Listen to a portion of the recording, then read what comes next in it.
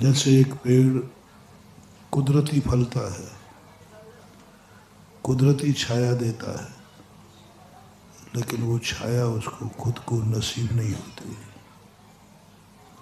पेड़ की छाया कभी पेड़ के काम नहीं आती, क्योंकि वो छाया कुदरती है। वो छाया उसने पाई नहीं है, छाया उसको मिली है। इतने फल देता है, इतनी अनाज देता है, लेकिन पेड़ को किंचित मात्र भी लाभ नहीं है, किंचित मात्र भी। वो तो स्थावर नाम कर्म का दुख भोग रहा है और सारा जगत उसी पेड़ से सुख भोग रहा है। कैसी दुनिया है! सुख देने वाला दुख भोग रहा है, वो स्वयं दुखी है और दुनिया उसकी छाया में सुखी है। कैसा वैचित्र है! स्वयं वो दुखी है, एक इंद्रिय है। पूरे कर्मों में स्थावर नाम कर्म सबसे बड़ी पाप प्रकृति कहलाती है। निकृष्टतम निकृष्ट प्रकृति है स्थावर नाम कर्म। दुख भोग रहा है। कोई भी जीव एक इंद्रिय नहीं बनना चाहता, लेकिन सारा संसार जो सुखी है वो एक इंद्रिय की दम पर है। पेड़ की छाया में बैठकर कितना सुकून मिलता है, लेकिन पेड़ से पूछो वो कितना दुखी है। उसके नीचे रहने वाले ठंडी हवा ले रहे हैं और वो धूप में तप रहा है। ऐसे ही जल है, जल स्वयं में शीतल है, सारे जल की प्यास बुझाता है, लेकिन जल को किंचित मात्र भी पुण्य लाभ नहीं होता, किंचित मात्र भी उसको सुख नहीं मिलता। एक पूरे जगत की प्यास बुझा रहा है। आज पानी ना हो तो जगत का क्या हो जाएगा। सारा जगत पानी पीकर सुख अनुभव कर रहा है और स्वयं जल बेचारा अपने पाप कर्म को भोग रहा है। जल दुखी है, लेकिन जल सारे जगत के लिए कल्याण। ऐसा ही हवाएं एक इंद्रिय है, दुखी है, निकृष्ट पर्याय है, और सारा जगत ऑक्सीजन ले रहा है। पृथ्वी सारी की सारी पद दलित है, स्थावर नाम कर्म दुखी है, और सारा जगत इसी पृथ्वी पर महल बना करके रह रहा है, लेकिन पृथ्वी को कुछ नहीं मिल रहा। पांचों स्थावरों की यही दशा है। इनके पार परोपकारी शक्ति नेचुरल है, नेचुरल परोपकारी। इनका स्वभाव है परोपकार। परोपकाराय शताम विभूति। गाय होती है, गाय कभी अपना दूध नहीं पीती, बछड़े को पिलाती है, उसको कुछ नहीं मिलता, कुछ भी नहीं मिलता। वो बछड़ा भी नहीं मिलेगा बड़ा होने के बाद। शास्त्रों में प्रीति का उदाहरण दिया, गौ वत्स प्रीत शम। सम्यक दृष्टि को ऐसी प्रीति होना चाहिए अपने साधर्मी भाई से, जैसे गाय बछड़े से करती है। बछड़ा से उसको कुछ नहीं मिल रहा। मनुष्य का बेटा तो बड़ा होकर बुढ़ापे में काम आएगा, लेकिन गाय का बछड़ा तो गाय के कभी काम आते ही नहीं, भूल ही जाता कौन माँ है कौन पिता है। लेकिन उसमें एक शक्ति है नेचुरल, अपने आप। गाय में परोपकार की शक्ति है, सारे जगत को दूध पिलाती है, लेकिन वो कभी स्वयं का दूध नहीं पी सकती। इसलिए सारे इस नेचुरल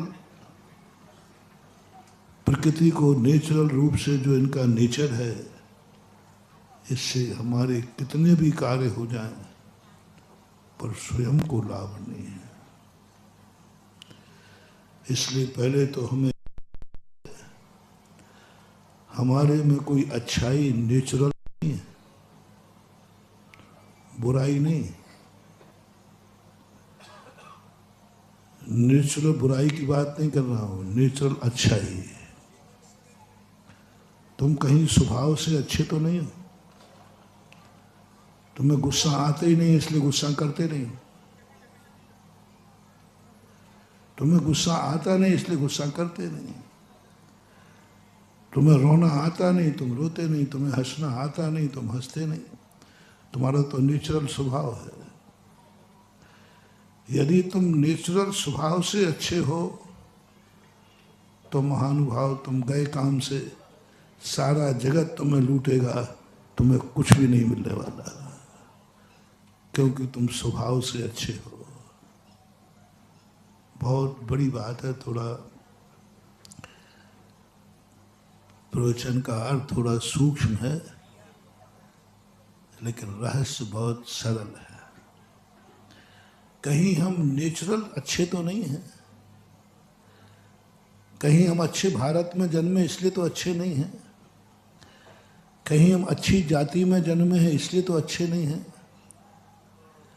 कहीं हम अच्छे कुल में जन्मे हैं इसलिए तो अच्छे नहीं हैं, कहीं अच्छा भगवान मिला है तो इसलिए तो अच्छे नहीं हैं, हमें कहीं अच्छा गुरु मिल गया इसलिए तो हम अच्छे नहीं हैं, कहीं हमें अच्छी शिक्षा मिल गई इसलिए तो हम अच्छे नहीं हैं।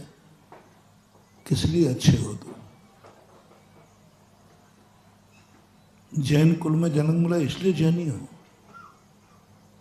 तुम जैनी क्यों हो? महाराज क्या बात पूछा? मेरे बाप जैनी थे। हाँ वही पूछ रहा हूँ। बाप जैनी थे इसलिए तुम जैनी हो? तुम जैनी नहीं हो। बाप थे इसलिए तुम जैनी नहीं हो। तुमने क्या जवाब दिया? मैंने कि भाई आप जैनी हो क्या? बोले हाँ है। क्या सब? बोले बल्दियत से पूछ लो आप। यही जवाब है ना अपना सबका। क्योंकि हमारी जाति जैन है, हम परंपरा से जैन ही, हमारे पिताजी जैन थे, दादा जैन थे, इसलिए हम जैन है। बस कुछ नहीं मिलने वाला। इस जैनत्व से ना जाने कितने जीवों का कल्याण हो जाएगा। तुम जैनी हो, तुम मांसाहारी नहीं हो, कितने जीवों को बचाएगा एक कुदरती जैनी, किस्मती जैनी। किसी जीव को नहीं मारेगा। कितनों का कल्याण होता है एक जैनी से, कुदरती जैनी से। लेकिन तुम्हें कुछ भी नहीं मिलेगा, जैसे पेड़ को कुछ नहीं मिल रहा है। सारे जगत को छाया देगा लेकिन पेड़ धूप में रहेगा। तुम भी कुदरती जैनी हो, सारा जगत तुम्हारा लाभ लेगा लेकिन तुम्हें कुछ भी नहीं मिलेगा, क्योंकि तुम कुदरती जैनी हो, नेचुरल जैनी हो। किस्मत ने जैनी बनाया है। बहुत बड़ी बात है। तुम्हारी अच्छाइयां मैं निषेध नहीं कर रहा हूं, लेकिन वो अच्छाइयां जगत के लिए बहुत फायदेमंद है, तुम्हारे खुद के लिए कुछ भी फायदेमंद नहीं। क्योंकि हमारे अंदर जो अच्छाइयां आई हैं वो कुदरत से आई, वो बाप दादों से आई, वो कुल परंपरा से आई, वो गुरुओं के द्वारा थोपी गई है, भगवानों के। क्योंकि हम जैन हैं। एक व्यक्ति ने कहा, आप किस मंदिर में जा रहे हो? बोले क्यों जाते हो? क्योंकि मैं जैनी हूँ। बहुत बड़ी बात। क्योंकि हम जैनी हैं इसलिए जैन मंदिर में जाते हैं।